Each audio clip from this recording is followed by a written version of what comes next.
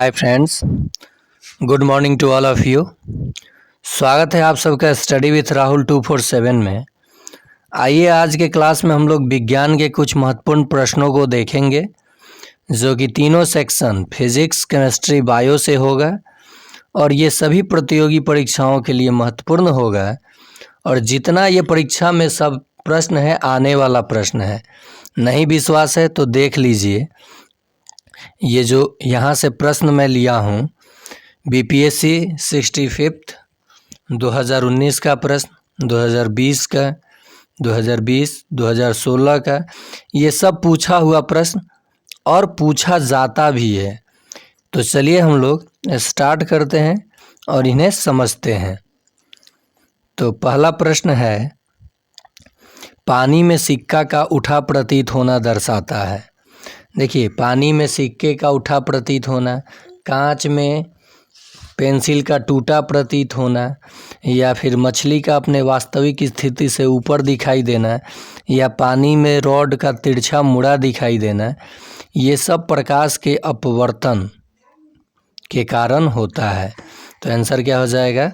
प्रकाश का अपवर्तन। अगला प्रश्न, निम्नलिखित में रासायनिक अभिक्रिया है लकड़ी का जलना, दही का जमना और फलों का सड़ना। ये तीनों का तीनों रासायनिक अभिक्रिया है। अगला प्रश्न, मानव शरीर का सामान्य तापमान होता है। तो मानव शरीर का सामान्य तापमान होता है 37 डिग्री सेल्सियस। कितना होता है? 37 डिग्री सेल्सियस। फ़ारेनहाइट में बात करूं तो 98.6 डिग्री फ़ारेनहाइट, और केल्विन में बात करूं तो 273 में ये 37 जोड़ लीजिएगा तो आंसर आ जाएगा। समझ गए आप कैसे? तो देखिए, डिग्री फ़ारेनहाइट में बदलने के लिए 9/5 into degree Celsius plus 32 formula लगा दीजिएगा, बदल जाएगा। तो यहाँ 35 रख के चेक कर लीजिएगा। चलिए अगला प्रश्न, एल्केन का सामान्य सूत्र होता है। तो एल्केन का सामान्य सूत्र होता है CnH2n+2। ठीक है, जैसे मान लीजिए हमें ब्यूटेन लिखना है, ब्यूट मतलब 4 होता है, तो C4H 4 दूनी 8 2 10 H10। तो ये ब्यूटेन हो गया। क्या हो गया? ब्यूटेन, जो कि एलपीजी का मुख्य घटक होता है। प्रोपेन, देखिए एथेन, मेथेन, प्रोपेन, तो ये सब प्रोप मतलब क्या होता है? 5। हेक्सेन, प्रोप मतलब क्या होता है? 5। तो C5H12 प्रोपेन हो गया। बोला ना कि फिजिक्स, केमिस्ट्री और बायो तीनों से लिया हुआ प्रश्न है। ध्वनि की चाल सर्वाधिक होती है। तो ध्वनि की चाल सर्वाधिक होती है ठोस में, और निर्वात में ध्वनि की चाल शून्य होती है। ध्वनि की जो तरंग होती है वो अनुदैर्घ्य तरंग होती है, अनुदैर्घ्य तरंग होती है।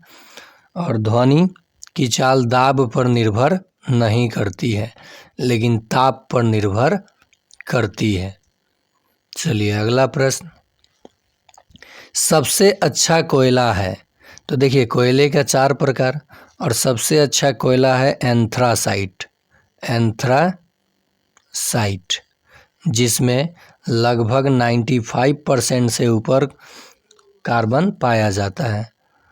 नेक्स्ट प्रश्न है, पेनिसिलिन की खोज किसने की थी? तो देखिए, प्रथम प्रतिजैविक एंटीबायोटिक पेनिसिलिन की खोज अलेक्जेंडर फ्लेमिंग ने की थी। रोनाल्ड रॉस ने क्या किया था? मलेरिया परजीवी की खोज। मलेरिया परजीवी की खोज, ये प्रोटोजोआ से होने वाला बीमारी है। प्रोटोजोआ से, सिनकोना के पेड़ के छाल से इसकी दवा बनती है। मेंडल ने क्या किया था? आनुवांशिकता का जनक। आनुवांशिकता का जनक कौन है? तो ये John Gregor Mendel. The origin of species पुस्तक किसने लिखा था? तो डार्विन ने। यहाँ देखिए, डार्विन भी है। The origin of species. Next है, कोशिका का ऊर्जा गृह कहा जाता है? तो कोशिका के ऊर्जा गृह माइटोकॉन्ड्रिया को कहा जाता है। देखिए ये थोड़ा गलत लिखा गया है, ये प्रोटीन की फैक्ट्री है राइबोसोम, और लाइसोसोम कोशिका की आत्महत्या की थैली है। आत्महत्या की थैली कहा जाता है। ये कोशिका का सफाई करता है, मृत कोशिका का। पुस्तक the origin of a species किसने लिखी? तो चार्ल्स डार्विन का ये पुस्तक है, पुस्तक the origin of a species. यहाँ पे मुझे एक दो प्रश्न और याद आया था। 1665 में रॉबर्ट हुक साहब ने मृत कोशिका को खोजा था कॉक में पेड़ के छाल में, और 1674 में लिवेन हॉक ने जीवित कोशिका का खोज किया था। चलिए अगला प्रश्न है, तो ये तो आप देखे थे अभी। कौन सा विटामिन रक्त का थक्का बनाने में उत्तरदायी होता है? तो विटामिन के जो है रक्त का थक्का बनाने में उत्तरदायी होता है। यहाँ थोड़ा सा हम लोग जान लेते हैं विटामिन के बारे में। विटामिन की खोज किसने किया था? तो फंक ने। जल में घुलनशील विटामिन कौन कौन है, ये प्रश्न पूछता है, तो बी और सी। और वसा में कौन कौन? तो कीड़ा, के, ई, डी और ए, ये सब वसा में घुलनशील विटामिन है। और रक्त का थक्का बनाने में तो विटामिन के। विटामिन ए की कमी से रतौंधी क्या हो जाती है? रतौंधी। बी की कमी से बेरी, और डी की कमी से तो ये हो जाएगा रिकेट्स। ओके, चलिए अगला प्रश्न देखते हैं। कौन सा विटामिन रक्त का, ये तो अभी देखे आपने। मानव शरीर में विटामिन ए भंडारित होता है। बीपीएससी 2016 का प्रश्न है। तो किडनी में, विक में विटामिन ए भंडारित होता है। अगला प्रश्न, लाल रक्त कणिका विहीन जंतु है, मतलब किसमें लाल रक्त कणिका आरबीसी नहीं होता है? आरबीसी नहीं होता है। तो मनुष्य में तो होता है, सर्प में भी होता है, कुत्ता में भी होता है।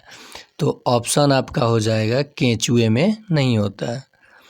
केंचुआ त्वचा से श्वसन करता है, और ये किसान का मित्र कहा जाता है, किसान का मित्र। वर्मी कंपोस्ट बनाने में ये काफ़ी अपनी भूमिका निभाता है। ठीक है, चलिए अगला प्रश्न देखते हैं हम लोग। अगला प्रश्न है, इंसुलिन है, तो इंसुलिन क्या है? प्रोटीन है। नेक्स्ट, महिला सेक्स हार्मोन है, तो देखिए दोस्तों, महिला सेक्स हार्मोन एंड्रोजन है। क्या है? एंड्रोजन है। और देखिए ऑक्सीटोसिन, ये दूध उत्पादन करने वाला हार्मोन है। कृत्रिम ऑक्सीटोसिन जानवर जैसे गाय भैंस से जब दूध निकालता है व्यापारी सब, तो वो दूध ज़्यादा उत्पादित करने के लिए उसे कृत्रिम ऑक्सीटोसिन का इंजेक्शन लगा देता है। नेक्स्ट प्रश्न है, पीयूष ग्रंथि उपस्थित होती है, तो पीयूष ग्रंथि उपस्थित होती है मस्तिष्क में, और ये सबसे छोटा ग्रंथि है। छोटा है लेकिन मास्टर ग्रंथि है, ग्रंथियों का ग्रंथि है। सारे ग्रंथि पे कंट्रोल इसी का होता है, और ये एसटीएच हार्मोन उत्सर्जित करता है, जिसे हम लोग वृद्धि हार्मोन कहते हैं। चलिए नेक्स्ट, भ्रूण किसमें मिलता है? कली में, फूल में, पर्ण में या बीज में? तो आंसर हो जाएगा बीज में।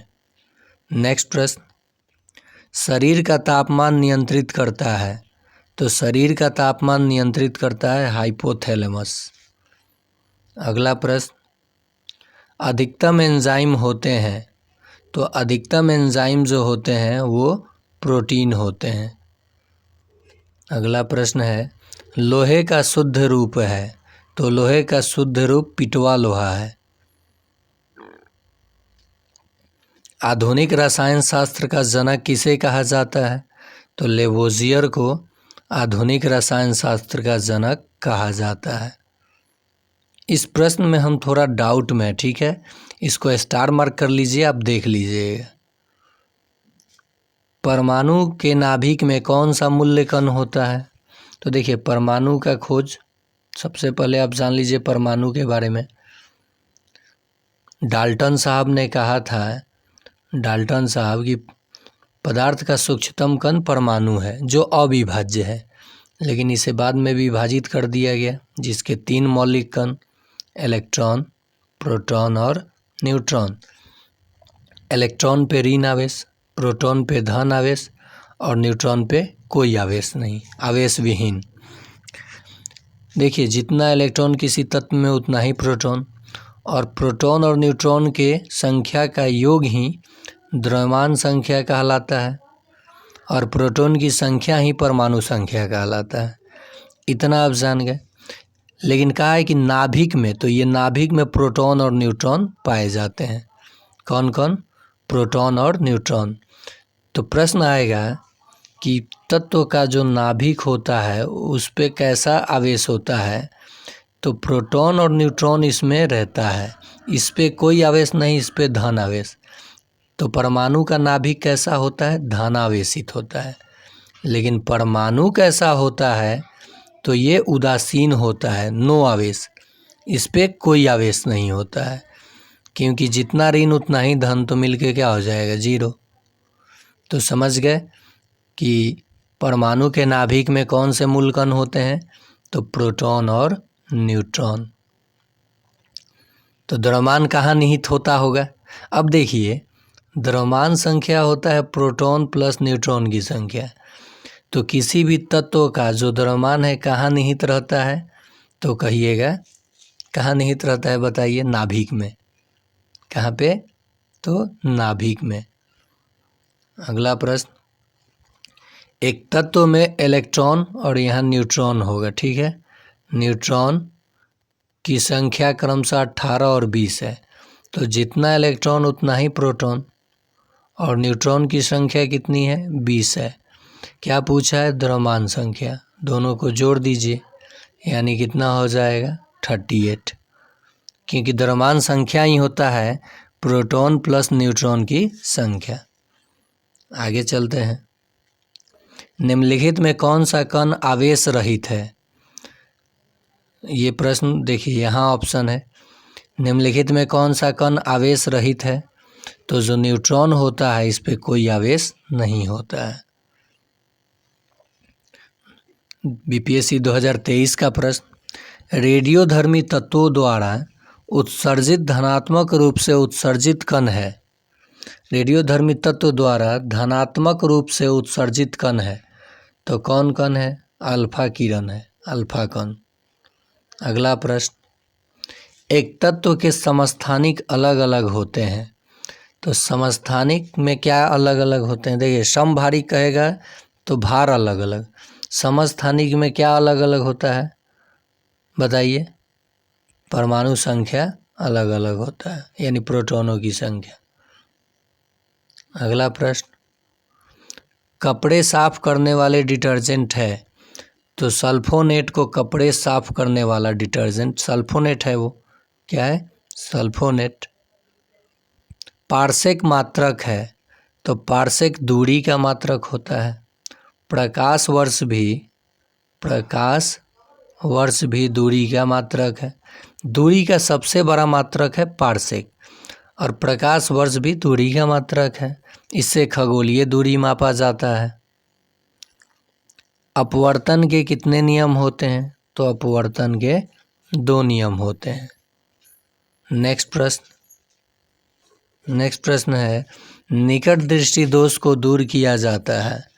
तो देखिए, यहाँ दोनों जान लीजिए आप लोग, दूर और निकट। तो देखिए, 2 का 3 और 3 का 4, मतलब दूर का 3 वर्ड वाला लेंस होगा। देखिए, लेंस से ही दृष्टि दोष दूर किया जाता है। तो 2 का 3 यानी उत्तल लेंस से, 3 वर्ड है, उत्तल लेंस से। और 3 का 4 यानी अवतल लेंस से, अवतल लेंस। तो यहाँ क्या हो जाएगा, निकट बोला है तो 3 का 4 अवतल लेंस। चलिए अगला प्रश्न, साइड मिरर में लगा होता है, तो साइड मिरर में दर्पण लगा होता है और वो होता है उत्तल दर्पण, क्योंकि इसमें आभासी यानी काल्पनिक प्रतिबिंब बनता है और सीधा बनता है, सीधा और वस्तु से छोटा, वस्तु से छोटा। चाहे वस्तु कहीं भी रहे, फोकस और ध्रुव के बीच प्रतिबिंब बना देता है और उसे आगे वाला व्हीकल पीछे वाले व्हीकल को देख सकता है गाड़ी। इसलिए साइड मिरर में क्या लगा होता है, उत्तल दर्पण लगा होता है। हजामती शीशा क्या होता है, ब्यूटी पार्लर में क्या होता है, टॉर्च का हेडलाइट क्या होता है, सोलर पैनल में क्या होता है, तो ये अवतल दर्पण होता है। भट्ठियों में तो ये सब अवतल दर्पण। तो ये था आज का आखिरी प्रश्न, साइड मिरर के रूप में क्या लगा होता है। आपने देखा प्रीवियस बीपीएससी में पूछे गए साइंस के महत्वपूर्ण प्रश्न जो कि एनसीईआरटी का निचोड़ था। तो आप इस सेशन को लाइक करें ताकि मैं और मनोबल बढ़ा करके आपके लिए ऐसे ही वीडियो प्रोवाइड करता रहूं। साथ ही साथ आप चैनल पे नए हैं तो चैनल को सब्सक्राइब कर लें। मैथ्स, रीजनिंग बिल्कुल अलग तरीके से, चैनल नया ज़रूर है लेकिन आपके लिए काफ़ी महत्वपूर्ण होगा, काफ़ी बेस्ट होगा। मैं अपने पूरा बेस्ट एफर्ट आपको दे दूंगा।